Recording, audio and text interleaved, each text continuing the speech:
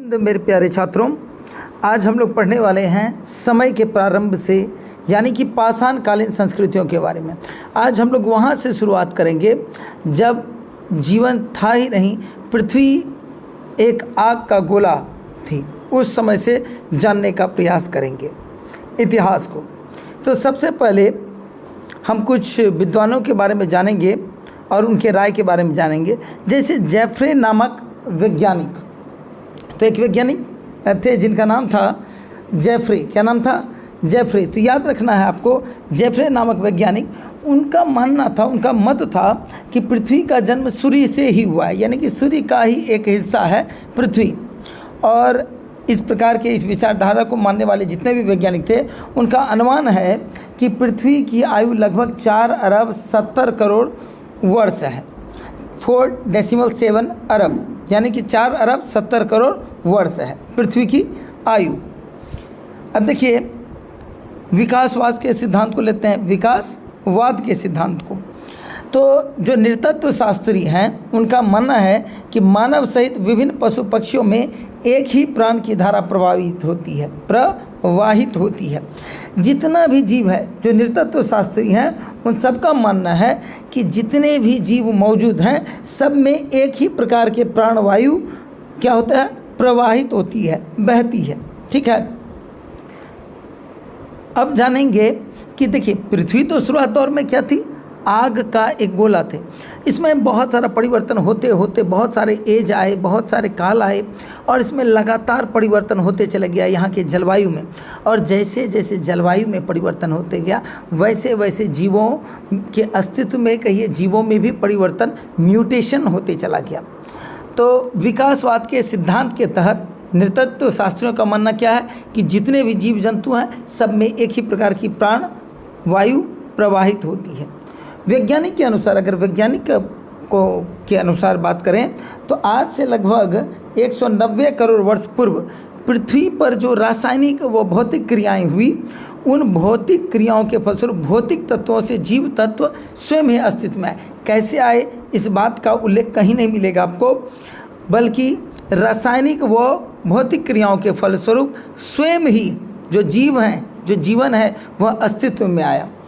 अब आते हैं लेमार्कवाद की बात करें। अगर लेमार्कवाद का सिद्धांत का अगर बात करें, तो एक वैज्ञानिक थे जिनका नाम था सर जीन बैप्टिस्ट लेमार्क। उन्होंने एक सिद्धांत दिया था जिसके अकॉर्डिंग कहिए कि जो फ्रांसीसी वैज्ञानिक थे, जिसे लेमार्कवाद कहा जाता है जिस सिद्धांत को, तो उनके अनुसार जैव उद्विकास सिद्धांत का जनक, ध्यान दीजिएगा, इनको एक बात और कि जो वैज्ञानिक थे सर जीन बैप्टिस्ट लेमार्क, इनको जैव उद्विकास का, यानी कि जीवों का जो विकास हुआ उसके संबंध में जो सिद्धांत दिया इन्होंने, ऐसा सिद्धांत, इस प्रकार के सिद्धांत का जनक माना जाता है। किनको? तो सर जीन बैप्टिस्ट लेमार्क को। तो सर जीन बैप्टिस्ट जो थे, उन्होंने किस सिद्धांत को दिया था? तो जैव उद्विकास का सिद्धांत। और इनके सिद्धांत को, अगर जैव विकास सिद्धांत की बात करें, तो इनको जैव विकास सिद्धांत का जनक कहा जाता है। 1809 में फिलॉसफी ऑफ जूलॉजी नामक इनका एक शोध ग्रंथ प्रकाशित कराया गया। ठीक है। तो इनका एक शोध ग्रंथ प्रकाशित हुआ 1809 ईस्वी में। ठीक है। किनका? तो सर जीन बैप्टिस्ट लेमार्क का। ठीक है। तो शोध ग्रंथ का नाम याद रखिएगा कि फिलॉसफी जूलॉजी नामक ग्रंथ। तो ये जो नमक लिखा गया है, यहाँ पे आपको स्लिप ऑफ पेन कह सकते हैं, टाइपिंग मिस्टेक है ये, तो नामक होगा। ठीक है। पृथ्वी पर 1 अरब 70 करोड़ वर्ष तक कोई जीव मौजूद नहीं था। यानी कि पृथ्वी की उत्पत्ति अगर देखें तो 4.7 अरब वर्ष पूर्व, यानी कि 4 अरब 70 करोड़ वर्ष पूर्व हुई थी, जिसमें से 1 अरब 70 करोड़ वर्ष जो है कोई जीवन ही नहीं था मौजूद पर, यानी कि जीव विहीन युग था, जिसको एजोइक पीरियड माना जाता है। क्या माना जाता है? एजोइक पीरियड माना जाता है। ठीक है। यानी कि करीब 3 अरब वर्ष से पृथ्वी पर धीरे धीरे जीवन का उद्भव शुरू हो गया। जीव विहीन युग के बाद, अब देखिए, 1 अरब, ध्यान दीजिएगा कितना बोले, 1 अरब 70 करोड़ वर्ष तक कोई जीव मौजूद नहीं था पृथ्वी पर, जिसको एजोइक पीरियड कहा गया। इसे जीव विहीन युग भी कहा जाता है या माना जाता है। ठीक है। जीव विहीन युग के बाद क्या आया? तो जीव विहीन युग के बाद जो है आर्केजोइक पीरियड आया, जिसको प्रजीव युग कहा जाता है। क्या कहा जाता है?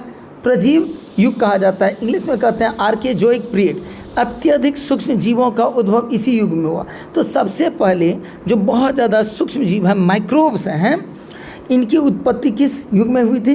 तो प्रजीव युग में, और इंग्लिश में इसको कहते हैं आर्केजोइक पीरियड। ठीक है, कोई दिक्कत? इससे पहले कौन सा था? तो एजोइक पीरियड था। ठीक है, स्क्रीनशॉट आप लोग लेते चलेंगे, और कोई भी कंपटीशन का तैयारी कर रहे हैं आप, एकदम बिल्कुल आपको चैप्टर वाइज करवाया जाएगा, और इस चैप्टर को 2 से 3 क्लास में हम कंप्लीट करने का प्रयास करेंगे। ठीक है, बढ़ते हैं आगे।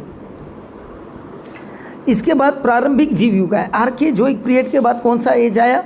तो प्रोटेरोजोइक पीरियड आया, प्रारंभिक जीव युग कहा जाता है। अब देखिए, जो अति सूक्ष्म जीव थे, इसके बाद इस युग में पानी जैसे या बिजली नहीं होगा। ठीक है, झिल्ली। ठीक है, पानी जैसे झिल्ली एवं काई जैसे जीव। ठीक है, यहाँ पर बिजली टाइपिंग मिस्टेक है। तो झिल्ली एवं काई जैसे जीव वो पौधे अस्तित्व में। पौधे का मतलब समझिए अस्तित्व प्रारंभ हुआ, ऐसा नहीं कि पेड़ पौधा आ गया था। यह प्रारंभिक युग 120 करोड़ वर्ष पूर्व से 55 करोड़ वर्ष पूर्व तक चला। कितना? तो 120 करोड़ वर्ष से पूर्व से लेकर के 55 करोड़ वर्ष तक जो पीरियड रहा उसको प्रारंभिक जीव युग यानी कि प्रोटेरोजोइक पीरियड कहा जाता है। अब देखिए, प्रारंभिक जीव युग के बाद आया क्या? प्राचीन जीव युग, पैलेओजोइक एज। कौन सा एज? पैलेओजोइक एज। इस युग में सबसे पहले विशालकाय जल बिच्छू उत्पन्न हुए। तो क्वेश्चन रह सकता है, सर्वप्रथम विशालकाय जल बिच्छू किस युग में आए? तो पैलेओजोइक एज में। ठीक है, जिसको प्राचीन जीव युग का संज्ञा दिया गया है। इसके बाद मछलियाँ आई, विशालकाय जो जल बिच्छू थे, इसके बाद मछलियाँ आई। ये जीव जलचर थे एवं हड्डी वाले जीव थे, यानी कि जल में मौजूद रहते थे। ये जीव जल में निवास करते थे और इनमें हड्डियाँ पाई जाती थी। तो हड्डी वाला पहला जीव अगर देखिए तो विशालकाय जल बिच्छू था। ठीक है, कोई दिक्कत यहाँ तक नहीं है ना? नेक्स्ट बढ़ते हैं। अब देखिए, प्राचीन जीव युग तो देखे, इसमें कौन कौन से विशालकाय जल बिच्छू आए, मछलियाँ आई। ये कैसे थे? तो जलचर थे, एक्वाटिक थे, यानी कि जल में निवास करते थे, और ये हड्डी वाले जीव थे। इसके बाद अच्छा देखिए, इसको मछलियाँ चूँकि प्राप्त थी तो मत्स्य कल्प, इसको मत्स्य कल्प भी कहा जाता है। के बाद अर्ध जलचर एवं अर्ध थलचर जीव जैसे कि मेढक एवं केकड़े अस्तित्व में आए। अब आप समझिए, थलचर यानी कि ज़मीन पर भी रहते थे, जलचर यानी कि जल में भी रहते थे, यानी कि जल और ज़मीन दोनों पर रहते थे। इनको इंग्लिश में एम्फीबियंस कहा जाता है। जैसे मेढक, अभी भी आप देख सकते हैं, मेढक क्या है? जल में भी मौजूद रहता है, ज़मीन पर भी। केकड़े भी जल में भी और ज़मीन पर भी। इसके बाद देखिए, मध्य जीव युग, मेसोजोइक एज आया। इस युग में पृथ्वी की जलवायु में परिवर्तन होने के कारण, अब देखिए मेसोजोइक एज है, जिसमें क्या हुआ? पृथ्वी का जो जलवायु है इसमें परिवर्तन होने के कारण अत्यंत बड़े आकार के सर्वथा नवीन प्रकार के पेट के बल रेंगने वाले प्राणियों का आविर्भाव हुआ, यानी कि रैप्टिल्स का हुआ। ठीक है, जो पेट के बल रेंगने वाले प्राणी थे उनका आविर्भाव हुआ। और छोटे मोटे नहीं, ये लगभग 84 फुट से 100 फीट तक के होते थे। इसी युग में सर्प, छुछुंदर आदि अस्तित्व में है। सर्प, छुछुंदर आदि का अस्तित्व किस एज में था? तो मेसोजोइक एज यानी कि मध्य जीव युग में। इसलिए इसे सरीसृप कल्प भी कहा जाता है, क्योंकि लगभग जो प्राणी थे वो क्या करते थे? क्रॉलिंग करते थे, रेंगते थे, इसलिए सरीसृप कल्प भी कहा जाता है इस एज को। अब देखिए, नवजीव युग पर आते हैं। मेसोजोइक एज के बाद आपको पहले भी कह चुके हैं, स्क्रीनशॉट लेते चलेंगे।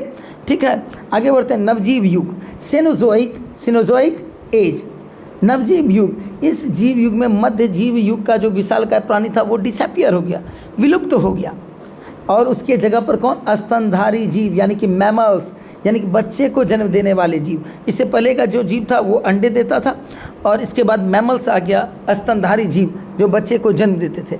अस्तित्व में आए जो अंडे के स्थान पर शिशु को जन्म देने लगे। तो हम आपको बताए ही। ठीक है, किसकी बात कर रहे हैं? नवजीव युग की बात कर रहे हैं। ठीक है, अब देखिए, नवजीव युग को 2 श्रेणियों में प्रमुख रूप से बांटा गया है। कितने श्रेणी में? 2 श्रेणियों में प्रमुख रूप से बांटा गया है। तृतीयक युग कहिए या टॉर्शियरी एज कहिए, सेम चीज़ है। तृतीयक युग या टॉर्शियरी एज। उसके चतुर्थक युग। ठीक है, कौन सा? चतुर्थक युग। तृतीयक युग को फिर से, ये जो टॉर्शियरी एज है इसको 5 भागों में बांटा गया है, और चतुर्थक युग को 2 भागों में बांटा गया है। ठीक है, तो कितना हो गया? 5 2 7। तो सबसे पहला देखते हैं पैलियोसीन एज। पैलियोसियन एज नवजीव युग का पहला काल था जो लगभग 1.5 करोड़ वर्ष तक चला। चूँकि विशालकाय जो जीव थे, प्राणी थे, वे विलुप्त हो चुके थे और उनका स्थान ले लिया था स्तनधारी प्राणियों के पूर्वज। अब क्या हुआ, वे पूर्वज जो थे स्तनधारी प्राणियों के, मैमल्स के, वे वृक्षों से धरती पर उतर आए। चूँकि विशालकाय जीव तो रहे नहीं थे। इस काल में का एक प्राणी कौन था, तो प्रियाकोडान था। क्या था, प्रियाकोडान, जिसके शरीर पर कांटे निकले हुए थे। तो याद रखिएगा, कई बार क्वेश्चन आ चुका है एग्जाम में भी। पैलियोसिन एज का था कौन, तो एक प्राणी था जिसका नाम था प्रियाकोडान, ठीक है, जो पैलियोसिन एज का था। नवजीव युग का ही यह एक कालखंड है जिसके शरीर पर कांटे निकले हुए थे एवं आकार में यह कैसा था, तो नेवले के बराबर था। अब इसी साल नहीं, इस काल, ठीक है, यहाँ पर टाइपिंग मिस्टेक है।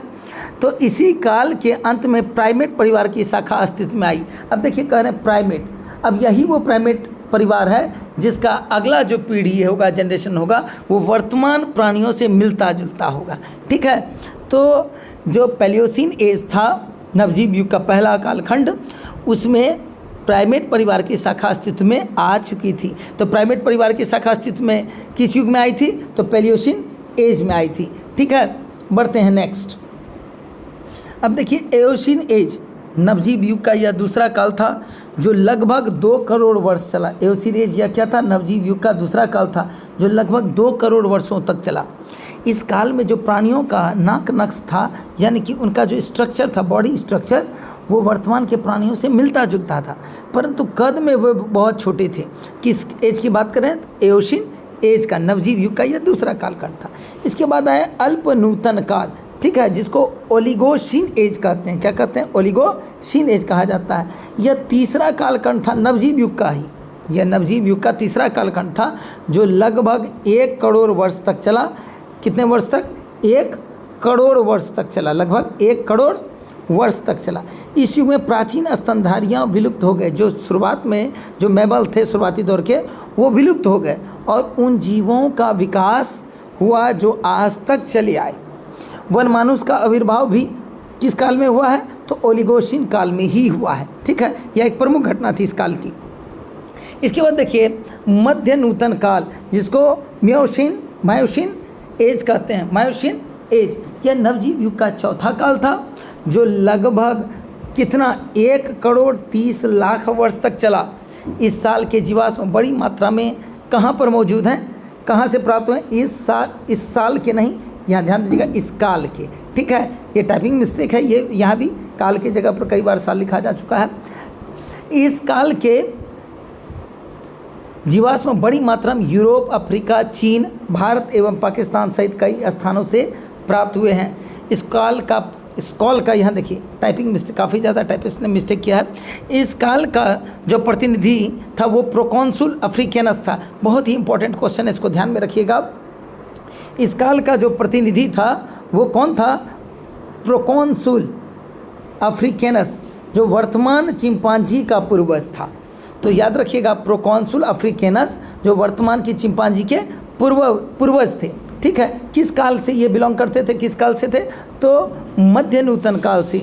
एक अन्य प्रतिनिधि था इस काल का, ठीक है, पेलियोपिथिकस। क्या नाम था उसका, पेलियोपिथिकस। संभवतः वर्तमान के गिवन, जिसको लंगूर कहा जाता है, गिवॉन कहिए, यहाँ गिवॉन लंगूर के पूर्वज थे। तो पेलियोपिथिकस जो थे वो किस काल के थे, तो मध्य नूतन काल के। और इनको किनका पूर्वज माना जाता है, तो गिवॉन लंगूर के पूर्वज थे। इस युग के एक प्रतिनिधि शिवापिथिकस था। इस युग का, इस काल का एक प्रतिनिधि कौन था, शिवापिथिकस। या तालब विषय होगा। शिवापिथिकस का जीवाश्म भारत की शिवालिक पहाड़ियों से प्राप्त हुआ है। कहाँ से प्राप्त हुआ है, इसलिए इसे शिवापिथिकस कहा जाता है, क्योंकि इसका जो जीवाश्म है ना, वो भारत के शिवालिक पहाड़ियों से प्राप्त हुआ है, ठीक है।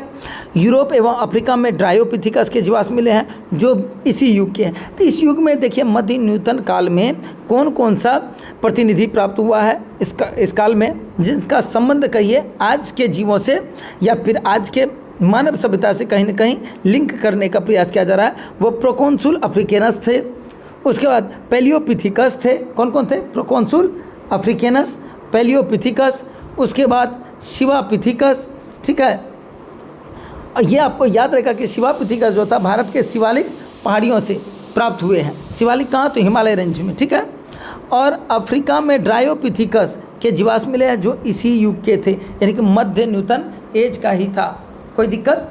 बढ़ते हैं अति नूतन काल, जिसको प्लायोसीन एज कहते हैं। यह नवजीव युग का 5वां काल है जो 1 करोड़ वर्ष चला। कितने दिन तक चला? 1 करोड़ वर्ष तक चला। इस युग में प्राणियों की संख्या बड़ी हुई, यानी कि प्राणियों की संख्या में बढ़ोतरी हुई, बढ़ी। जैसे शेर, गेंडे, तेंदुआ एवं दरियाई घोड़ा की संख्या बढ़ी। किस एज में? तो देखिए, शेर, गेंडे, तेंदुआ एवं दरियाई घोड़ा की संख्या बढ़ी किस काल में? तो प्लायोसीन एज में, जिसे अति नूतन काल कहते हैं। यह जो था नवजीव युग का 5वां काल है। किस एज का है? तो देखिए, नवजीव युग का 5वां काल के बारे में आपको बताए हैं, ठीक है। आगे 6ठा आते हैं और 7वां देखेंगे, ठीक है। आगे बढ़ते हैं। प्रति नूतन युग, क्या बोले? प्रति नूतन युग, जिसको प्लेस्टोसीन एज कहते हैं। प्लेस्टोसीन एज कहा जाता है। यह नवजीव युग का 6ठा काल था जो लगभग 20 लाख वर्ष तक चला, ठीक है। कितने दिन तक? 20 लाख वर्ष तक पूर्व तक चला है। यह वह काल था जिसमें मानव का उद्भव हुआ। इस काल में पृथ्वी पर 4 बार हिमपात हुए थे। तो पृथ्वी पर जो हिमपात हुआ था वह किस काल में? प्रतिनूतन काल में। और लगभग यह कितने बार हुआ था? तो यह जो हिमयुग है, हिमपात हुआ था, यह 4 बार हुआ था, जिसको हिमयुग कहते हैं, ठीक है। कोई दिक्कत यहाँ तक? अब हिमयुग के बारे में जो जानकारी है वो हम लोग प्राप्त करेंगे, उसके बारे में जानेंगे अगले क्लास में, ठीक है। तब तक के लिए जय हिंद, जय भारत।